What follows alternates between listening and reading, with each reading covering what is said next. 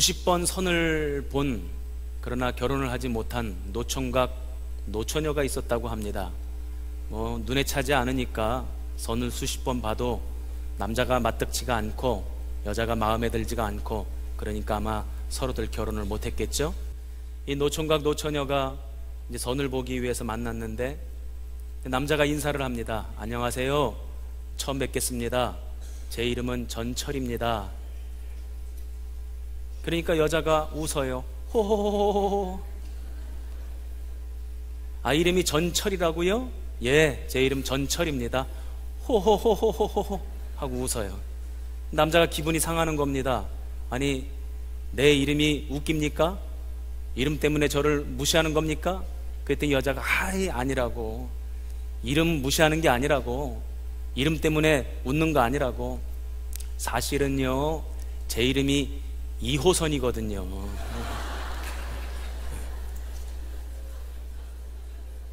그래서 전철이랑 2호선이랑 만나서 결혼을 했답니다. 그리고 잘 먹고 잘 살았대요. 한번 따라해 보시기 바랍니다. 만남이 중요하다. 우리가 하나님께 받는 여러 가지의 복이 있습니다. 하나님이 우리에게 주시기를 원하시는 복이 있죠. 여러분, 제가 이야기할 때에 받기를 원하시면 아멘 하세요. 네. 건강의 복, 물질의 복, 행하는 일이 형통한 복, 자녀들이 잘 되는 복, 평강의 복, 영혼이 잘 되는 복, 다 받으시기 바랍니다. 근데 그 가운데에 또 중요한 복이 있는데 그 복이 뭐냐면 만남의 복입니다. 누구를 만나느냐, 이 굉장히 중요한 문제예요. 그 사람의 만남을 통해서 내 인생이 어떤 방향으로 나아가느냐가 달라질 수 있기 때문입니다. 제가 이제 네팔에 갔다 오면서 참 네팔이라고 하는 나라가 모든 것이 열악합니다. 어디 한 군데 시원한 데가 없어요. 24시간 덥습니다. 그런 나라가 있을 줄이야. 제가 동남아시아에 필리핀도 가보고 태국도 가보고 캄보디아도 가보고 라오스도 가보고 다 가봤지만 거기도 열악하지만 그래도 간혹가다 한 군데는 시원한 데가 있어요. 에어컨 있는 데가 있다고요. 네팔은 그런 데가 한 군데가 없습니다. 얼마나 더운지. 저는 그런 생각을 했습니다. 나는, 우리 선교팀은 그저 며칠 다녀오는 것인데 거기서 26년 동안 사시면서 사역하신 선교사님 4분이 계시잖아요. 이분들은 왜 여기 와서 이러고 있는 걸까? 이 덥고 모든 것이 불편한 이 나라에 왜 26년 동안 살아가고 있는 걸까? 왜 여기 사람들과 이렇게 함께 살아가고 있는 걸까? 이유는 딱 하나밖에 없습니다. 예수를 만났기 때문에 그래요. 예수를 만난 사람은 가치관이 바뀝니다. 삶의 우선순위가 달라져요. 이전에 내가 중요하게 여겼던 것이 이제는 중요하지 않게 여겨지고, 이전에는 내가 몰랐던 것이 중요하게 여겨지고 알게 되는 것, 이것이 바로 예수를 만난 사람들의 삶에 나타나는 변화죠. 예수를 만났기 때문에 거기가 삶의 자리라고 생각하고 26년 동안 그곳에서 사역을 하고 있는 것입니다. 저는 오늘 이 말씀을 전하면서 저는 우리 성도들도 예수님을 만났으면 좋겠습니다. 이미 예수님을 만나셨겠지만 아직 못 만나신 분 계시다면 오늘 이 예배를 통하여 예수님 꼭 만나시기를 주님의 이름으로 축원합니다. 예수를 만나면 그 만남을 통해 치유가 일어납니다. 예수를 만나면 그 만남을 통해 회복의 역사가 나타납니다. 그 만남을 통해 귀신이 떠나가게 됩니다. 병이 고침받게 됩니다. 예수를 만남으로 우리의 인생이 변화되고 행복이 찾아오고 구원의 길이 활짝 열리게 되는 것이죠. 저는 이제 몇 주 동안 예수와 만난 사람들이라고 하는 제목으로 여러분들에게 말씀을 전하고자 합니다. 제가 설교할 수 있는 예수와 만난 사람들이 몇 명이나 되는가 하고 제 수첩에다 적어봤어요. 30명이 훌쩍 넘어가더라고요. 그렇다고 그걸 다 설교할 수는 없으니까 제가 몇 달이 됐든 몇 주가 됐든 하여간 은혜가 되는 대로 여러분에게 말씀을 전할 텐데, 여러분들도 꼭 이 성경에 나온 사람들처럼 예수님을 반드시 만나고 그 만남이 복이 되고 은혜가 되기를 주님의 이름으로 축원합니다. 오늘 성경에 나오는 예수를 만난 주인공은 수로보니게 여인입니다. 이 수로보니게라고 하는 말은 시리아, 페니키아라고 하는 두 말이 합쳐진 말이에요. 이 지역은 어디냐면 오늘날로 말하자면 레바논이라고 하는 지역입니다. 즉 이 여인은 이스라엘 사람이 아닌 거예요. 이방 여인인 것입니다. 마태복음에서는 이 사람을 가나안 여인이라고 소개하고 있는데 그 말이 그 말입니다. 즉 혈통으로 이스라엘이 아닌 사람임에도 불구하고 오늘 이 여인이 예수님을 만났고 그 만남이 은혜가 되었고 능력이 되었고 그래서 귀신이 떠나가는 역사가 나타났다는 것입니다. 이 말씀을 읽으면서 그 앞부분 말씀을 읽어봤어요. 그랬더니 아이러니하게도 그 앞부분에는 바리새인과 서기관들의 얘기가 나옵니다. 예루살렘에서부터 갈릴리 지역까지 예수님을 만나러 온 사람들입니다. 그런데 이 사람들은 예수님을 만나러 와서 은혜는 받지 못하고 여전히 자신들의 율법, 자신들의 가치관, 자신들의 기준을 고집합니다. 장로들의 전통을 고집합니다. 자신들의 삶의 태도를 주님 앞에 고집합니다. 그리고는 주님이 틀렸다는 거예요. 만나긴 만났는데 그 만남을 통해서 어떠한 은혜도 받지 못했다는 것입니다. 참 아이러니하지 않습니까? 이스라엘 중에 이스라엘이고 혈통으로 보면 그 누구보다도 이스라엘인 사람들은 자신의 고집을 버리지 못해서 예수를 만났지만 은혜 받지 못했고, 율법이니 장로들의 전통이니 유대교의 문화니 이런 거 아무것도 모르는 이 이방 여인은 주님 앞에 나와서 은혜를 받고 구원을 받았다는 거예요. 참으로 대조적인 장면입니다. 오늘 이 본문은 그래서 우리에게 한 가지 질문을 던지고 있습니다. 누가 진짜 이스라엘인가? 누가 진짜 아브라함의 씨인가? 누가 진짜 하나님의 영원한 나라를 유업으로 받을 자인가? 지금 이 질문을 하고 있는 것입니다. 혈통으로 이스라엘 된 사람들이 하나님의 자녀인가? 성경은 아니라고 우리에게 분명히 가르쳐주고 있습니다. 로마서 9장에 보면 누가 아브라함의 씨랍니까? 혈통으로 이스라엘 된 사람들이 아브라함의 씨랍니까? 아닙니다. 믿음으로 우리는 아브라함의 씨가 되고, 믿음으로 야곱의 후손이 되고, 믿음으로 이스라엘 된다는 거예요. 그런 의미에서 오늘 저와 여러분은 믿음으로 이스라엘 된 줄로 믿습니다. 자, 우리 가슴에 손을 얹고 이렇게 따라해 보시기 바랍니다. 나는 믿음으로 이스라엘 되었습니다. 자, 시작. 자, 그렇게 믿으시는 분만 아멘. 자, 손 내리세요. 저와 여러분은 혈통으로는 이스라엘과 거리가 먼 사람들입니다. 그러나 말씀에 비추어 보자면 우리는 믿음으로 이스라엘 되었습니다. 이것을 우리가 아는 것이 중요한데 왜 중요하냐? 성경에 보면 이스라엘을 향한 수없이 많은 약속의 말씀, 축복의 선언, 하나님의 계획이 있습니다. 우리는 이스라엘이 아니라고 생각한다면 그것은 나와 아무 관련이 없고 상관이 없는 말씀이죠. 그러나 믿음으로 이스라엘 되었다는 것을 깨닫는 그 순간, 그 약속의 말씀이 내 말씀이고, 그 축복의 선언이 내 선언이고, 그 하나님의 놀라운 계획이 나를 향한 계획이구나 깨닫게 되는 것이죠. 오늘 저와 여러분은 믿음으로 이스라엘 되었다는 사실을 분명히 기억하시고, 오늘 이 말씀이 나를 향한 말씀, 나를 향한 계획임을 깨닫는 역사가 있기를 주님의 이름으로 축원합니다. 그렇다면 오늘 이 수로보니게 여인은 어떻게 예수님을 만날 수 있었을까? 어떤 믿음으로 나왔을까? 우리가 이것을 좀 살펴봐야 되겠습니다. 24절입니다. 우리 같이 한번 읽어보겠습니다. 24절 말씀 시작.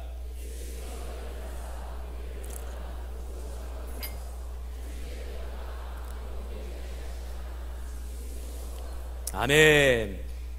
오늘 말씀을 보니까 거기를 떠나 이렇게 되어 있습니다. 예수님이 거기를 떠나셨대요. 거기가 어디냐면 갈릴리입니다. 예수님이 사역하셨던 중심지, 많은 사람들을 만나고 복음을 가르치고 하나님 나라를 전파하셨던 그곳. 그런데 그곳을 떠나셔서 두로 지방으로 가셨다는 거예요. 이 두로 지방은 아까도 말씀드렸던 것처럼 레바논입니다. 이방 지역입니다. 즉 사역의 주 무대를 뒤로 한 채 이방 지역으로 가셨다는 것입니다. 그런데 거기에 뭐라고 덧붙여져 있냐면 아무도 모르게 그렇게 하시고자 했다는 거예요. 왜 그러셨을까? 왜 아무도 모르게 두로지방으로 가셨을까? 저는 이 말씀을 읽으면서 제가 감정이입이 됐어요. 저를 여기에다가 대입을 한번 시켜봤습니다. 그랬더니 저는 이 말씀이 너무 이해가 돼요. 제가 주일날 사역을 다 마치고 집에 들어가서 가끔 저희 아내한테 하는 말이 있어요. 여보, 지금부터 나한테 한마디도 시키지 마. 한마디도 말 걸지 마. 아이, 맨날 그러는 건 아니고 제가 그렇게 또 냉혹한 사람은 아닙니다. 가끔 그런다고요. 왜냐하면 더 이상 말하고 싶지 않을 때가 있어요. 더 이상 어느 누구랑도 만나고 싶지 않을 때가 있어요. 주일날 사역을 하다 보면 때로는 고단하고 지칠 때가 있어요. 영적인 일이라고 하는 것이 대단히 에너지가 소모되는 일입니다.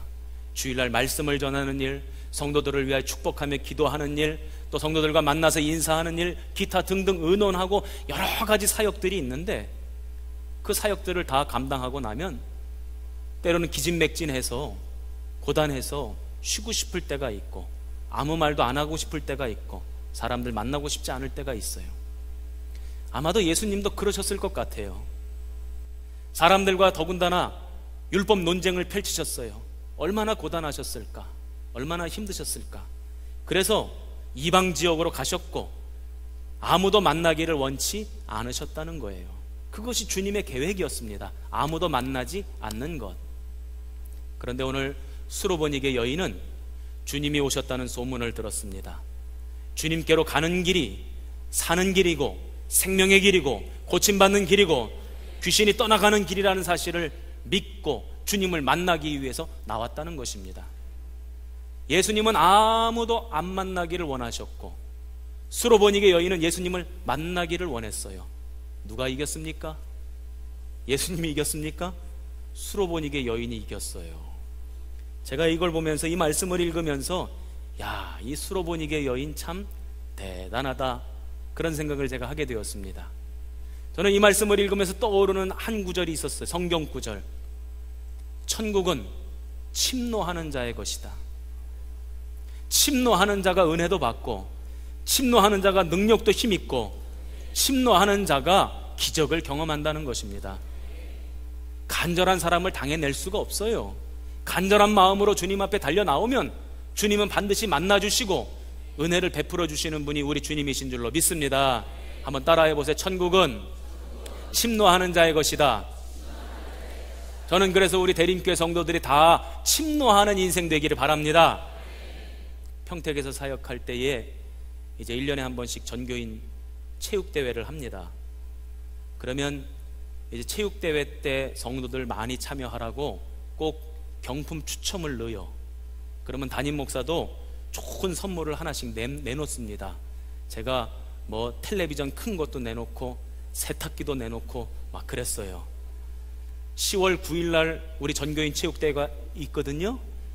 기대 한번 해보세요. 예. 이제 성도들이 앉아가지고 번호표를 붙잡고 이제 앞에서 사회자가 몇 번을 부르는지 막 그걸 쳐다보고 있는 거예요. 그런데 제 번호가 불리지 뭐예요.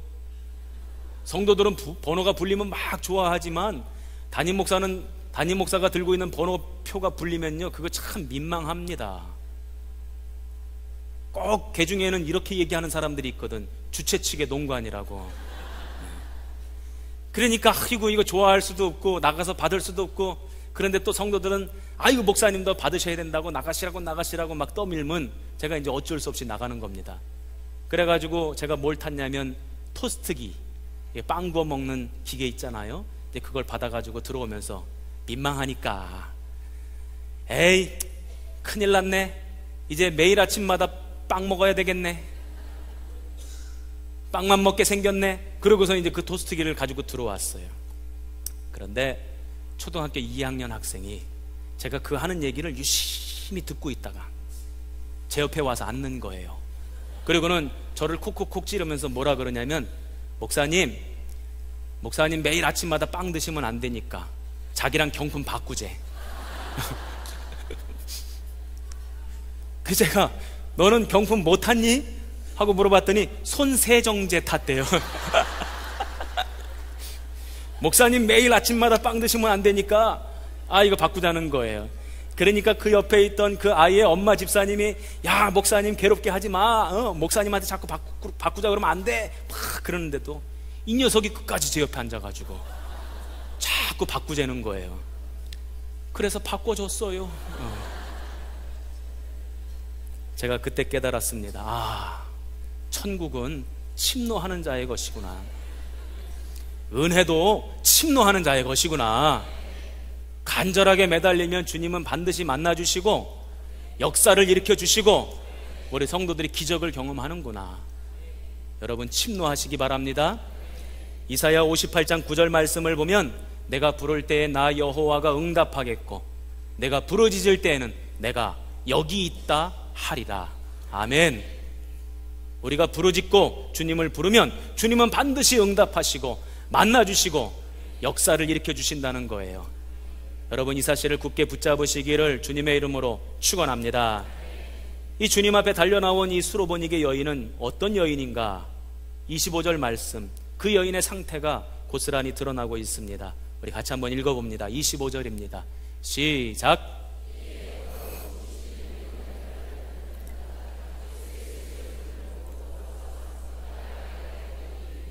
아멘. 이 여인에게는 딸이 있었는데 그 딸이 귀신이 들렸대요. 더러운 귀신이 들렸답니다.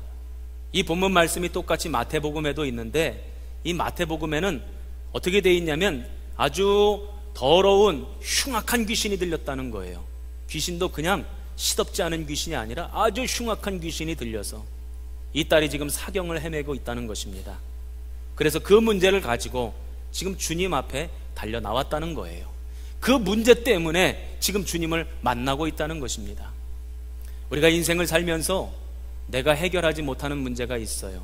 더더군다나 자식이 어려움을 겪고 있는데 부모로서 그 자식을 도와줄 수가 없고 해결해 줄 수 없다면 그것만큼 고통스럽고 괴로운 일이 어디 있겠습니까? 이 자식의 문제 때문에 이 여인은 지금 예수님께로 나왔다는 것입니다. 그리고는 예수님을 만났다는 거예요. 저는 이 말씀을 통해서 한 가지 깨달은 것이 있어요. 아하, 내가 해결할 수 없는 문제를 만날 때 바로 그때가 주님을 만날 때구나. 주님의 도움을 받을 때구나. 주님의 역사를 경험할 때구나. 여러분 이 사실을 기억하시기 바랍니다. 이때라 이때라 주의 긍휼 받을 때가 이때라. 지금 주께 나와 겸손하게 아뢰라. 구원함을 얻으리. 아멘.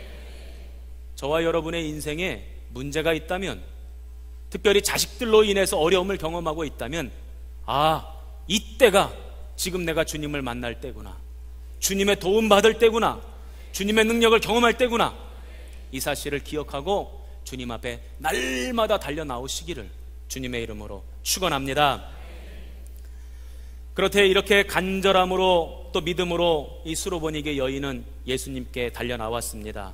그런데 예수님은 이 여인을 어떻게 대하는지 한번 보십시오. 27절입니다. 같이 읽겠습니다. 시작.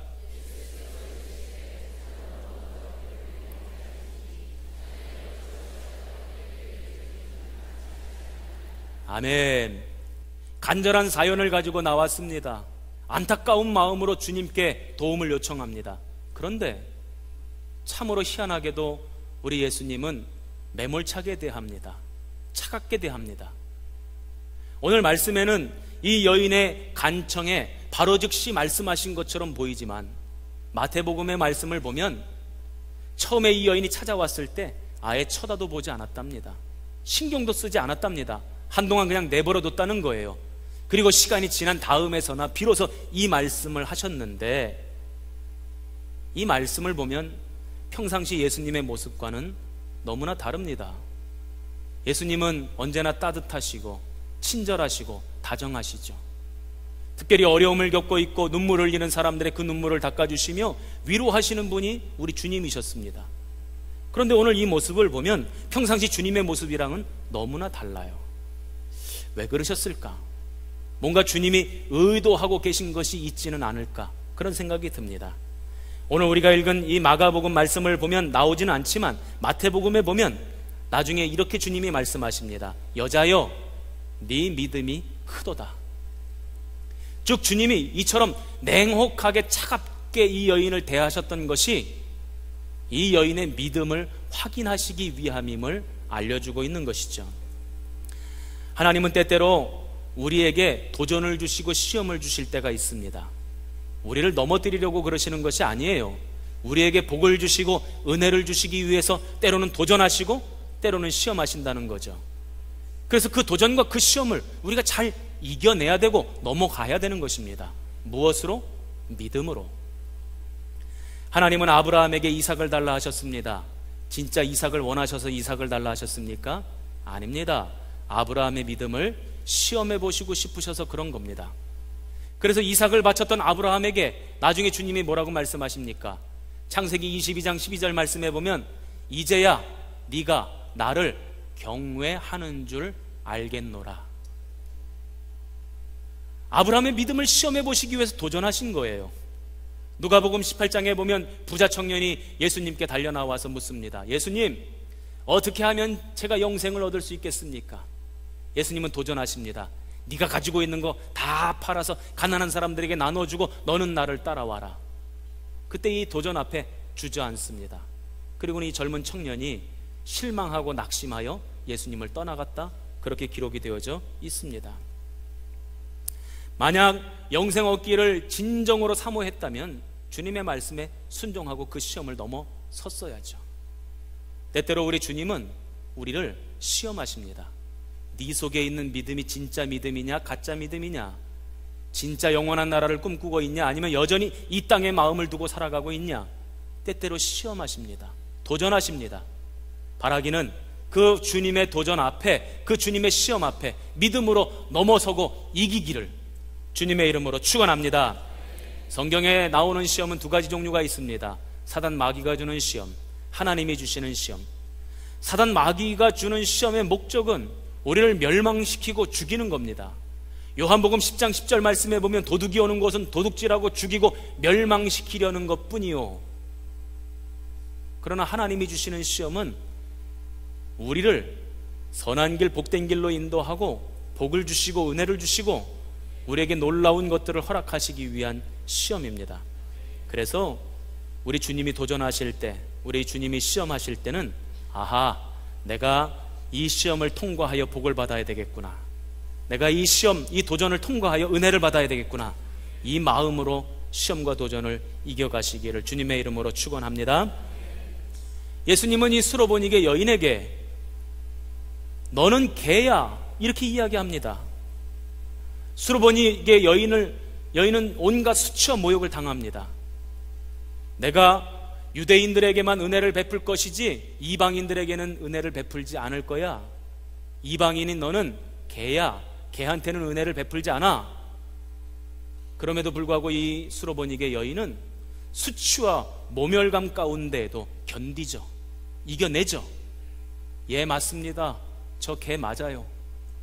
그러나 주인의 상에서 떨어지는 부스러기 잔반 찌끄레기라도 개들이 먹지 않습니까?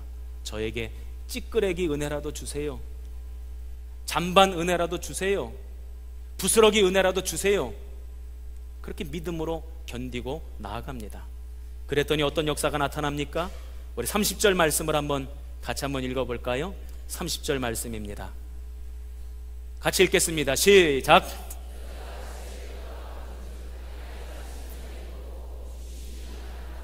아멘.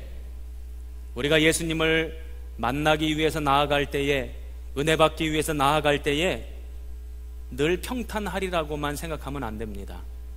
우리가 예수님께 못 나가도록 끊임없이 도전하고 끊임없이 시험하고 있어요.